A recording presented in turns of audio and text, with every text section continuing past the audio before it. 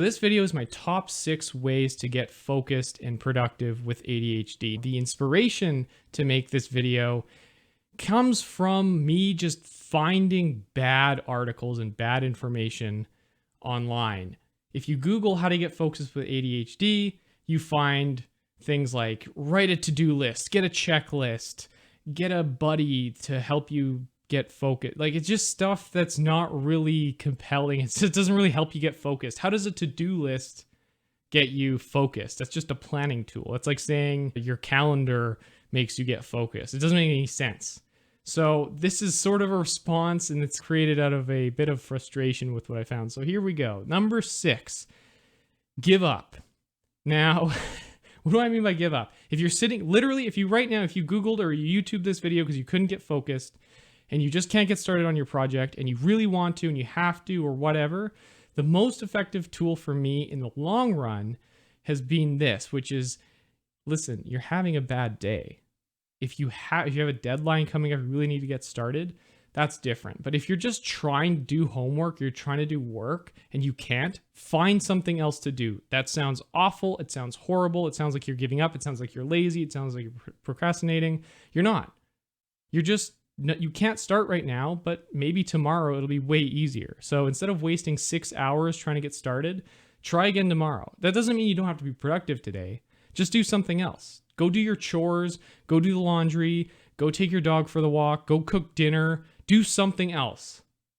Okay, so let's actually talk about if you want to get focused, what can you do? Number 5 is external pressure. So if you have someone like a coach, a teacher, a professor, your boss, a coworker who's relying on you to do something and get something done, that's highly motivating, highly stimulating, and a great way to get focused. Unfortunately, that's a lot of negative stress that you're going to endure. It's not really the most comfortable or best way to get work done. The other problem is if you're under pressure, especially if it's external pressure, you're not really going to produce your best work if you're doing something that's more on the creative side. That's just something I found in myself. And I think that a lot of people, yeah, you can get work done, but it's not really going to come from a place of creativity. It's going to come from a place of stress. So that is a good way to get started on something. Unfortunately, it's also difficult to manifest that. You can't just decide that you're going to get external pressure to start on something, especially if it's a hobby or something you're just doing for yourself. So not the best way to get focused, but still number 5 on my list.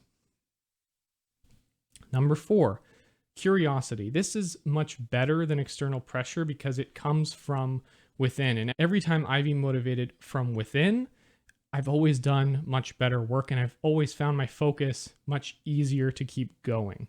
So how do you manifest curiosity on something you're doing? If you're getting stuck trying to get started, go do more research. Go remind yourself why you liked this thing in the first place. Or even if you don't love the topic, go do some research around what you're doing to get more context, to maybe get some more information about it, and just try to pique your curiosity again.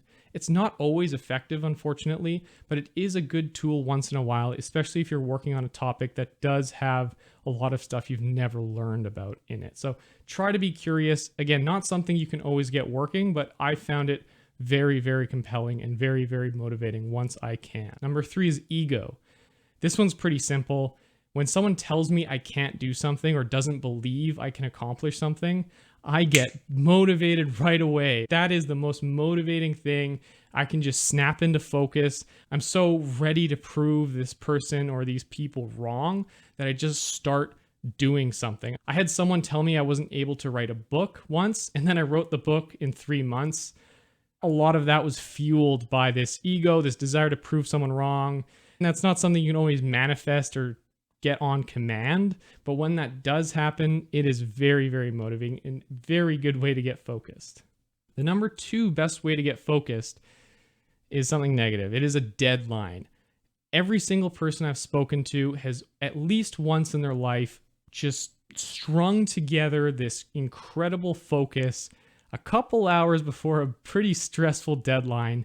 Unfortunately, as motivating as this can be, it's not very effective for producing quality work. It is effective for you to get started, because there's something about that external stress, external pressure, external dread of the penalty of not completing this task that does get you focused and motivated, but it's not exactly the best way to get started. Now, one caveat I'll say, and I've seen this a ton on these blogs that I'm not so happy with, is setting deadlines for yourself. That doesn't work. I mean, it informs part of your plan, which is important, but if you set yourself your own deadline, that there's no motivation there. There's no external pressure there. It's like this weird internal pressure that's flimsy and just not really the best way to get started and get something done. An internally supplied deadline is just sort of like productivity debt that you've assigned for yourself and you're just hoping happens. An external deadline, you have an essay due at midnight, or you have some work you have to complete before Monday. Highly motivating.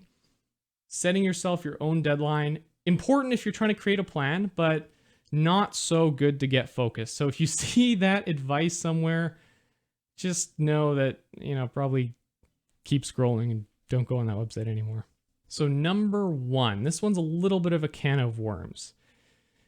Number 1 is to enjoy what you're working on. Now, you might roll your eyes and say, duh, that's obviously how you're going to get motivated and focused and working. But for me, this is the most effective way to get focused. It just is. When you've gotten super into some topic and you're able to just buckle down for the whole day, the whole weekend, and work on that one thing. Now, the reason I mentioned this and want to talk about it a little bit more is because we do tend sometimes to get hyper-focused on things we enjoy doing. Hyper-focus, if you don't know what that is when you sit down to do something you're really excited about, usually it's a new project or hobby, and you start working on it and you just can't stop. And you order all the equipment online, or you go to the store and buy it, and you're ready to go and you start working on it. 12 hours, 18 hours goes by, you forget to eat, you forget to drink water, you forget to go to the bathroom. All of a sudden it's 3 a.m. and you've done a lot of work, you've focused for like 18 hours, but you're pretty tired the next day.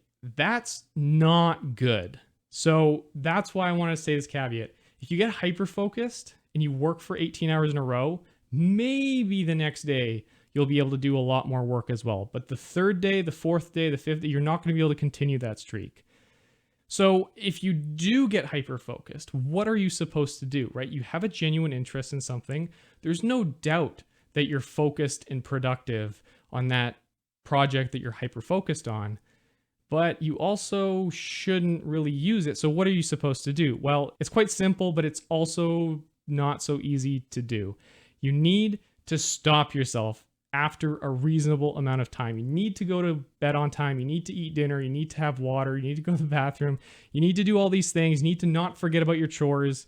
So allow yourself to be interested in something. Allow yourself to be curious about something, but set a time, maximum 6 hours, where you just stop working on it.